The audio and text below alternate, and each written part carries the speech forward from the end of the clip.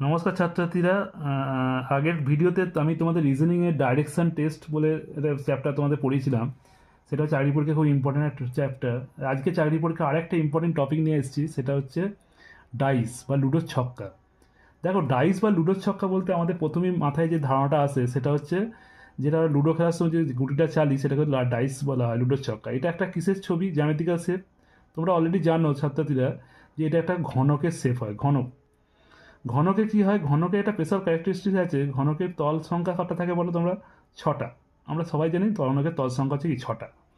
এছাড়া কি থাকে ঘনকের, তুমি যদি দেখো তার শীর্ষবিন্দু থাকে আটটা এবং 12টা ধার থাকে বা প্রান্তরেখা থাকে 12টি।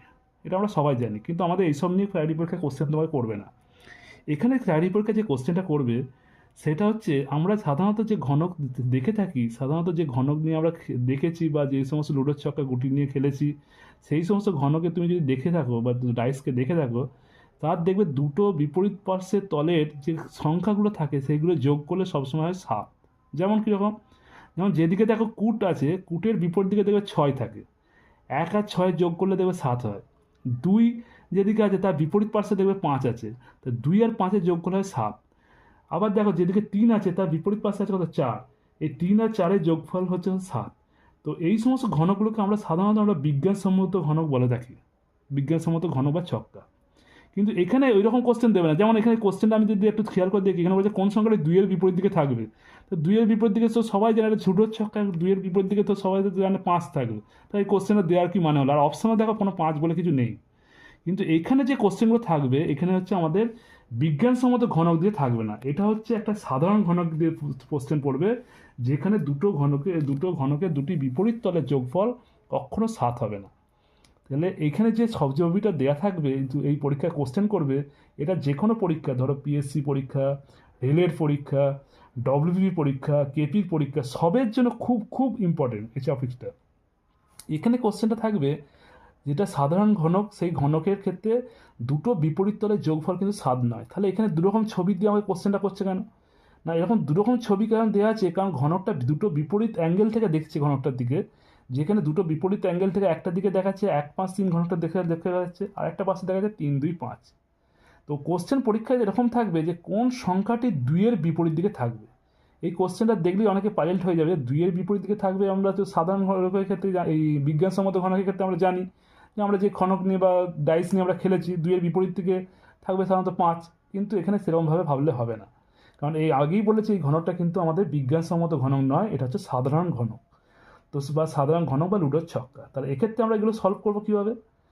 তো যখন এরকম কোশ্চেন পড়বে তখন দুটো ঘনকের দুটো ভিউয়ের ক্ষেত্রে একটা সেম ঘনকের দুটো ভিউকে আমরা দেখবো দেখবো এদের মধ্যে, দুটো ঘনকের মধ্যে কোনটা কমন আছে। দেখো কমন কোন সংখ্যাটা আছে, এখানে আছে দেখো 1, 5, 3, এখানে আছে দেখো 3, 2, 5। কমন কে আছে? না, কমন আছে দেখো 3। যেটা কমন থাকবে সেখান থেকে সেটা ফিক্সড করে তারপর আমরা ঘড়ির কাঁটার দিকে অর্থাৎ ক্লকওয়াইজ ডাইরেকশানে আমরা ঘুরবো। ক্লকওয়াইজ ডাইরেকশন মানে ঘড়ির কাঁটা, তোমরা দেখো ঘড়ি যদি এরকম হয়, ঘড়ির কাঁটা সবসময় কী হয়, এদিক থেকে এইভাবে ঘরে, এটাকে বলে ক্লকওয়াইজ ডাইরেকশন। তাহলে এই প্রথম ঘনকটার ক্ষেত্রে তাহলে আমরা ঘড়ির কাঁটার দিকে পরপর লিখি। আমাদের কমন আছে দেখো, এটা কোথাও 3 আছে, এটাতেও কি 3 আছে, শুধু 3কে আমরা স্ট্যান্ডার্ড ধরে নিয়ে তারপর ঘড়ির কাঁটার দিয়ে ঘুরছি। 3কে স্ট্যান্ডার্ড দিয়ে যদি ঘড়ির কাঁটার দিকে যদি ঘুরি, তাহলে 3-এর পর কি আছে 5, 5-এর পর কি আছে না 1, 3-এর পর আছে 5, 5-এর পর 1। দেখো ক্লকওয়াইজ পুরোটা ঘুরলাম। ঠিক সেম ক্যাটাগরিতে এইটাকেও যদি খেয়াল করি, এটা ঠিক তার তলায় লিখবো। 3-এর পর কে আছে দেখো, 3-এর পর আছে দেখো 5, 3-এর পর 5, 5-এর পর কে আছে দেখো, না 5-এর পর আছে তোমার 2। ঠিক আছে, তা 3-এর পর আছে দেখো 5, 5-এর পর কে আছে না 2। ঠিক আছে, তো এখানে তোমাকে জানতে চাইছে যে 2-এর বিপরীতে কোন সংখ্যাটি বসবে। তাই 2-এর বিপরীতে যে সংখ্যাটি বসবে হচ্ছে সেটি হচ্ছে 1। তাহলে আমার অপশান কোনটা হবে, না এর অপশানটা। 2-এর বিপরীতে কোন সংখ্যাটি থাকবে না সেটা হবে 1। যদিও এটা একটু আরেকটা শর্টকাট টিক্স আছে, তোমাকে আরেকটা বলে রাখি, এটা আমি নর্মাল একটা প্রসিডিউর বললাম। যখনই দেখবে দুটো ডিজিট কমন আছে, এখানে দেখো দুটো ডিজিট অলরেডি কমন ছিল, আমি তোমাদেরকে প্রথমে বলেছিলাম একটা ডিজিট কমন নিয়ে স্ট্যান্ডার্ড ধরে করতে, তুমি আরও পরে প্রবলেমে পাবে। এখানে দেখো দুটো ডিজিট কমন আছে 3, 5। তা 3, 5 যদি কমন থাকে তাহলে রিমেনিং যে ডিজিটগুলো পড়ে থাকে, রিমেনিং ডিজিট কী পড়ে আছে দেখো 1 আর 2। তা 2-এর অপোজিটে 1 থাকবে, সেটাই আমাকে কোশ্চেন জানতে। তাহলে চোখ কান বুঝে আমরা আমরা কোনটা দেখে দেবো, 1-এ, 2-এর বিপরীতে। ঠিক আছে, আশা করি বোঝা গেল। এবার নেক্সট কোশ্চেন আমরা আসছি। দেখো বলছে কোন সংখ্যাটি 6-এর বিপরীত দিকে থাকবে। তাহলে সে একইভাবে করব, কোন সংখ্যাটি 6-এর বিপরীত দিকে থাকবে। অপশান দিয়েছে এ 2, বি 3, সি 5, ডি 1। তাই 6-এর বিপরীত দিকে থাকবে। তাহলে আমি এই দুটো ডাইসের মধ্যে আগে কমন কোনটা খুঁজে বার করবো। কমন কোনটা দেখো, কমন আছে এখানে 1। তাহলে 1 থেকে নিয়ে আমি ডান দিক দিয়ে যাব। তাহলে ডান দিক দিয়ে কেন যাবো না, ঘড়ির কাঁটার দিকে। তাহলে 1-এর পর কি আছে 3, 3-এর পর কি আছে না 6। ঠিক তেমনভাবে এই ডাইসটাকে তো ভাববো। 1-এর পর কি আছে না 5, 5-এর পর কি আছে না 2, তাই তো। তাহলে একটা কথা ভেবে দেখো, ডাইসের 6টা তলে 6টা বিভিন্ন নাম্বার থাকে। দেখো এইগুলো হচ্ছে পরস্পর অপোজিট। 3-এর অপোজিটে 5 থাকবে, 6-এর অপোজিটে 2 থাকবে, 1-এর অপোজিটে 1 থাকতে পারে না, কারণ 1 তো এর অপোজিটে 1 কী করে থাকবে, 1 তো থাকতে পারে না। তাহলে সব সংখ্যাগুলো আমি লিখে ফেলেছি। দেখো 1, 3, 6, 2, 5 কোন সংখ্যাটা লিখিনি ডাইসে, দেখো সেটা হচ্ছে 4 সংখ্যাটা লিখিনি। তাহলে এখানে একটা কেটে আমি 4 করব। বোঝা গেল। এবার তোমাকে জিজ্ঞাসা করেছে কোশ্চেনে, যদি এটা আমার কোনো প্রসঙ্গত কোশ্চেন নয়, কিন্তু যদি 1-এর অপোজিটে জানতে যায় তো কত থাকবে, তাহলে আমি বলতাম 4। যদি কোশ্চেন জানতে চাই যে 6-এর বিপরীতে কত থাকবে, তাহলে 6-এর বিপরীতে কত থাকবে, দেখো এখানে পরিষ্কার দেখাচ্ছে 6-এর বিপরীতে 2 থাকবে।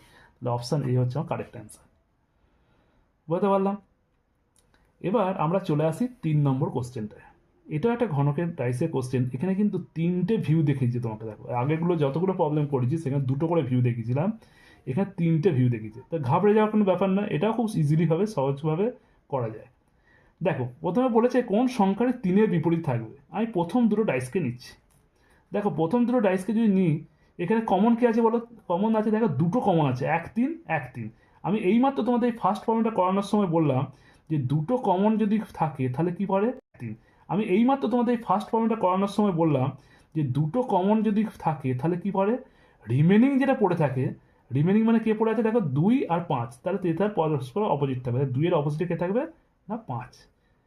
কিন্তু এটা কোশ্চেনের উত্তর নয়, কারণ কোশ্চেনে জানতে চাইছে 3-এর বিপরীতে কী থাকবে। যদি 2-এর বিপরীতে থাকতো তাহলে আমি এটাই উত্তর হতো। তাহলে এটা জানার জন্য আমাদের 2 আর 3কে নিয়ে ভাবতে হবে। দেখো 2 আর 3-এর দাগে যদি ডাইসটাকে দেখি, 2 আর 3-এর দাগে ডাইসকে যদি দেখি, দেখো এখানে আছে কি কমন কে আছে বলো, এখানে 2, 3, 1, 5, এখানে আছে 4, 2, 3। তাহলে কমন কে আছে না, কমন আছে একমাত্র কি না 3। তাহলে কমন যদি 3 থাকে সেখান থেকে আমরা কি ক্লকওয়াইজ ঘুরবো। ক্লকওয়াইজ মানে কি ঘড়ির কাঁটার দিকে।